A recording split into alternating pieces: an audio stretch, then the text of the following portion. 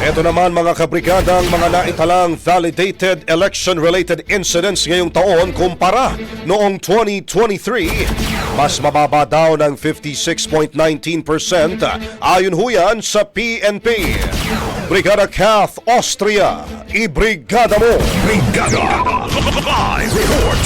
Mas mababa ang bilang ng mga naitalang insidente na may kaugnayan sa halalan ngayong taon kumpara yan noong idinaos ang barangay and sangguniang kabataan elections noong 2023. Ito ang sinabi ng Philippine National Police ayon kay PNP Public Information Office Chief Colonel Randolph Tuanyo. Mas mababa ang naitalang 46 validated election-related incidents sa katatapos na midterm elections sa 105 na mga insidente noong BSKE. Katumbas ito ng pagbaba na 56.19%.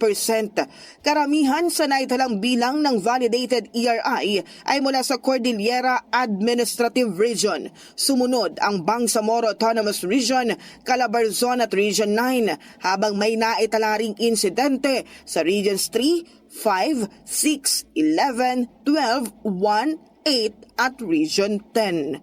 In the heart of changing lives, ako si Brigada Kath Austria ng 105.1 Brigada News sa Manila, the Music and News Authority. Brigada Balita Nationwide. Ang bahaging ito ay hatid sa atin ng Mom's Love ES1 Capsule. Simulang tuparin ang pangarap ng iyong anak. And starting now,